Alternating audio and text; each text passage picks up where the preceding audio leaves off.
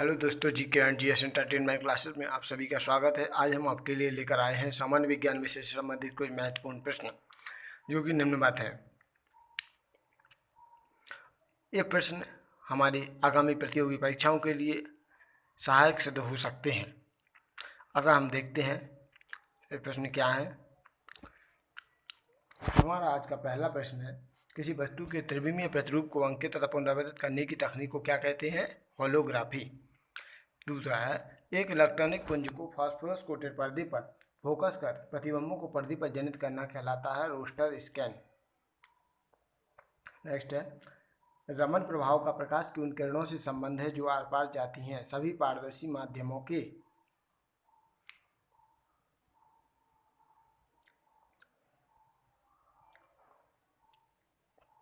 Next है, ध्वनि के पुनरुत्थान के लिए एक CD compact disc audio player में प्रयुक्त होता है लेजर बीम।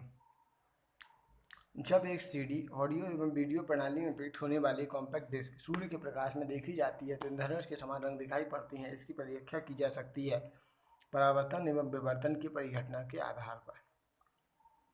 नेक्स्ट है, निम्नलिखित कथनों पर विचार कीजिए।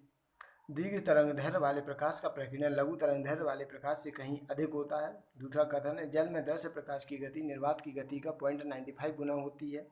तीसरा है, रेडियो तरंगें दुर्गामी दोलयमान विद्युत धाराओं से उत्पन्न होती हैं। चौथा है, अति तापन वाहनों का पता लगाने के लिए पुलिस डॉपलर के परावर्तित लघु रेडियो तरंगों का उपयोग करती है। इनमें से सही कथन कौन सा है? तीसरा और चौथा। रेडियो तरंगें तीव्रगामी दोलयमान विद्युत धाराओं से उत्पन्न होती हैं। दूसरा है, अति चालन वाहनों का पता लगाने के लिए पुलिस डॉपलर के परावर्तित लघु रेडियो तरंगों का प्रभाव का उपयोग करती है।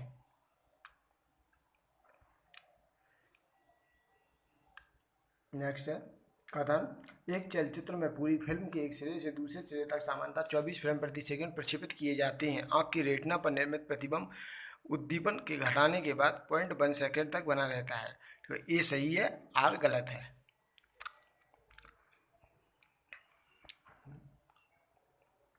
नेक्स्ट है, दूरदर्शन के संकेत एक निश्चित दूरी के बाद नहीं मिल सकते क्योंकि पृथ्वी की सतह वक्राकार होती है।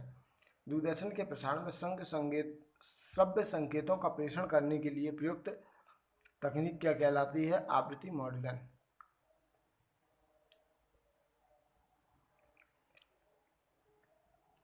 नेक्स्ट है, वह विकिरण जिसमें ऊर्जा प्रति क्वांटम शाब्दिक होती है 320 से 400 नैनोमीटर। नेक्स्ट, सौर विकिरण दिखता है 400 से 700 नैनोमीटर परास में। दृश्य प्रकाश का दैर्घ्यमान प्रसार होता है 390 से 780 नैनोमीटर, 390 से 780 नैनोमीटर के बीच। मानव आंख द्वारा दृश्य प्रकाश की जिस तरंगदैर्घ्य की शाब्दिक सुग्राही होती है वह है 5500 एंगस्ट्रॉम। प्रकाश विकिरणों की प्रकृति होती है तरंग एवं कण दोनों के समान।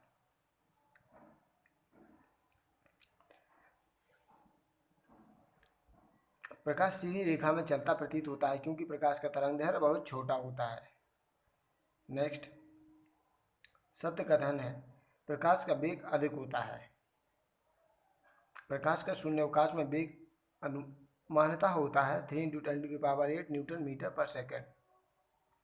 प्रकाश का शून्यावकाश में वेग अनुमान कितना होता है? 3 × 10⁸ मीटर पर सेकेंड। प्रकाश का वेग अधिकतम होता है निर्वात में। प्रकाश की गति न्यूनतम होती है कांच के बीच से जाते हुए। सूर्य के प्रकाश को धरती की सतह पर पहुंचने में लगने वाला समय है 8.5 मिनट। नेक्स्ट, प्रकाश तरंगों के वायु से कांच में जाने पर जो चर प्रभावित होते हैं तरंगदैर्घ्य और वेग। प्रकाश जब माध्यम से दूसरे माध्यम में जाता है तो अपरिवर्तित रहती है उसकी आवृत्ति। प्रकाश संश्लेषण की क्रिया संपादित होती है प्रकाश से रासायनिक ऊर्जा में रूपांतरण द्वारा। प्रकाश के सजावट तथा विज्ञापन और विसर्जन इनका उपयोग होने वाली गैस कौन सी है? नियॉन।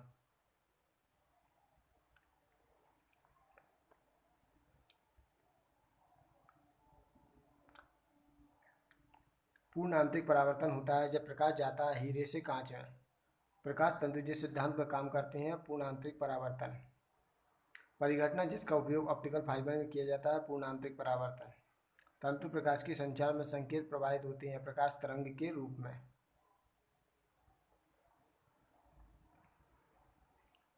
निम्नलिखित कथनों पर विचार कीजिए। पहला कथन है, तंतु प्रकाश पूर्ण आंतरिक परावर्तन के सिद्धांत पर कार्य करता है, एक कथन सही है। दूसरा, प्रकाशिक तंतु संचार तंत्र में ऊर्जा उपयोग अत्यधिक कम होता है। प्रकाशिक तंतु संचार यंत्र में ऊर्जा का उपभोग अत्यधिक कम होता है, ये भी कथन सही है। तीसरा कथन, प्रकाशिक तंतु संचार रेडियो आवृत्ति अवरोध से मुक्त होते हैं, ये भी कथन सही है। भारत में प्रकाशिक तंतु के निर्माण में रिलायंस उद्योग समूह संबंध है, इसमें कथन सही है। तो ये चौथा कथन जो है वो गलत है, पहला दूसरा तीसरा कथन सही है।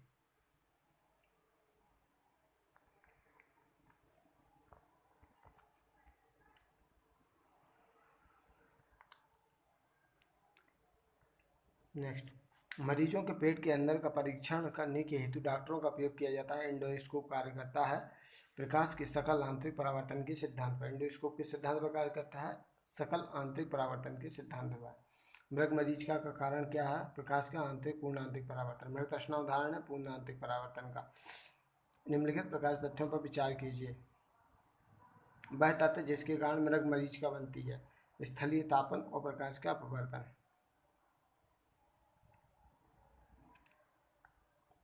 एक कटा हुआ हीरा जगमगाता है पूर्ण आंतरिक परावर्तन के कारण। उचित रीति से कटे गए हीरे के असाधारण चमक का आधारभूत कारण क्या? उसका अति उच्च तापमान अपवर्तन सूचकांक होना, उच्च अपवर्तनांक सूचकांक होना।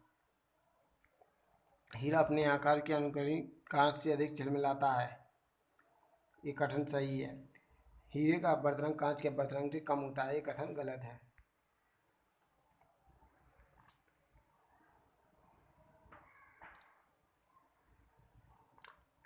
दृष्टिपटल या रेटिना पर जो चित्र बनता है वह वस्तु से छोटा और उल्टा होता है। अभिनेत्र लेंस द्वारा किसी वस्तु का जो प्रतिबिंब रेटिना पर बनाया जाता है उल्टा व वास्तविक होता है।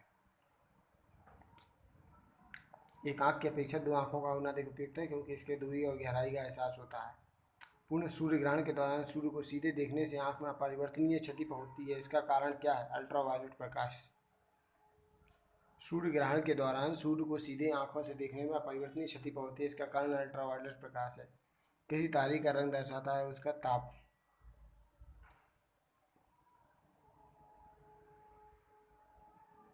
वायुमंडल में प्रकाश के विसरण का कारण क्या है? धूल कण। निम्नलिखित कथनों पर विचार कीजिए। पहला, यदि मेजेंडा और पीले रंग के दो वृत्त एक दूसरे को काटते हैं तो प्रतिच्छेदित छेद का रंग लाल होगा, सही है। यदि सायन या हताभ नीला और मेजेंडा रक्ताभ नील लोहित रंग के दो वृत्त एक दूसरे को काटते हैं तो प्रतिच्छेदित छेद का रंग क्या होगा? नीला। ये दोनों कथन सही है। प्रकाश का रंग निर्धारित होता है इसके तरंग दैर्ध्य से। प्रकाश का रंग तरंग दैर्ध्य से निर्धारित होता है। सबसे लंबा तरंग दैर्ध्य होती है लाल रंग की, सबसे कम वेवलेंथ होती है बैंगनी रंग की। दृश्य वर्णक्रम में सबसे कम तरंग दैर्ध्य वाला रंग है बैंगनी। नीला, हरा प्रकाश, लाल प्रकाश तथा पीला प्रकाश में से उच्चतम ऊर्जा होती है नीले प्रकाश की।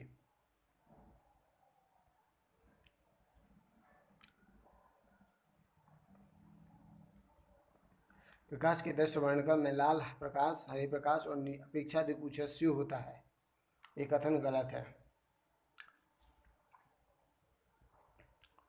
लाल प्रकाश का तरंगदैर्ध्य प्रकाश के तरंगदैर्ध्य से अधिक होता है, गलत है।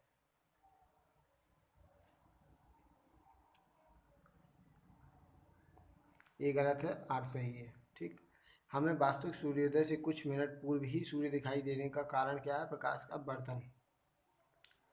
क्षितिज के समीप सूर्य एवं चंद्रमा के दीर्घवृत्ताकार दिखाई देने का कारण क्या है? अपवर्तन। सूर्य के प्रकाश के अदृश्य प्रकाश का संश्लेषण किया जाता है बैक्टीरिया द्वारा।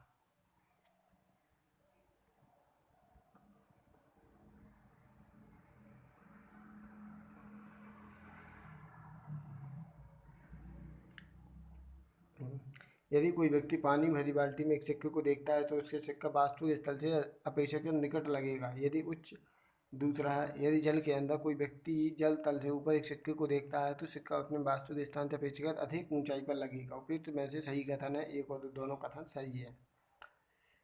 जब जल में वायु का बुलबुला जिसकी भांति व्यवहार करता है वो है अवतल लेंस। जल के अंदर वायु का बुलबुला व्यवहार करता है अपसारी लेंस। किसी व्यक्ति का पूरा प्रतिबिंब देखने के लिए समतल दर्पण की न्यूनतम ऊंचाई व्यक्ति की ऊंचाई की आधी होनी चाहिए। एक समतल दर्पण की वक्रता त्रिज्या अनंत होती है। 1.5 मीटर लंबे व्यक्ति को अपना खड़ा संपूर्ण प्रतिबिंब देखने के लिए कितनी दूरी पर खड़ा होना पड़ेगा? इसकी आधा 0.75 मीटर। दूरदृष्टि दोष के निवारण के लिए उत्तल लेंस का प्रयोग किया जाता है। दूरदृष्टि दोष वाले संबंध कथन सही कथन नहीं है। इस दोष को ठीक करने के लिए उत्तल लेंस का प्रयोग किया जाता है, गलत है। निकट दृष्टि दोष को बनाने के लिए कॉनकेव लेंस का प्रयोग किया जाता है, अवतल लेंस। निकट दृष्टि दोष के लिए अवतल लेंस प्रयोग किया जाता है। निकट दृष्टि दोष की मुक्ति अवतल लेंस द्वारा।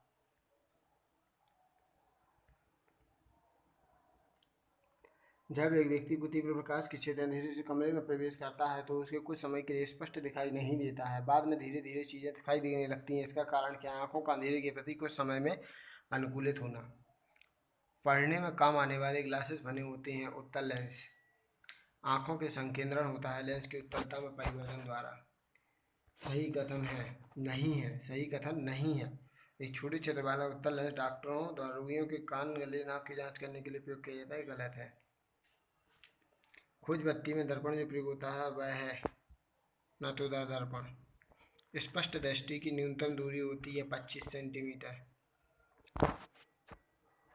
आँख की फोकस दूरी परिवर्तित होती है सिलेरी पेशियाँ मांसपेशियों के शिथिलन संकुचन से। यदि किसी ऐनक की लेंस की पावर +2 डायोप्टर है तो इसकी फोकस दूरी क्या होगी? 50 सेंटीमीटर, क्योंकि P = होता है 100/f, जहाँ P लेंस की क्षमता है, F फोकस दूरी है।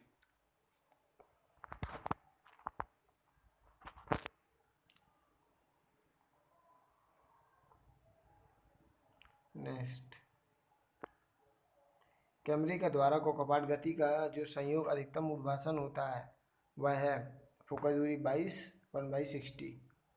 आँख की रेटिना की परंपरागत कैमरा की जिस भाग से तुलना की जाती है वह है फिल्म। मनुष्य की आँख में किस वस्तु का प्रतिबिंब जिस भाग पर बनता है वह है दृष्टिपटल। किसी वस्तु का प्रतिबिंब मनुष्य की आँख को बनता है रेटिना पर। किसी अपारदर्शी वस्तु का रंग के कारण होता है जिसे परावर्तित करता है।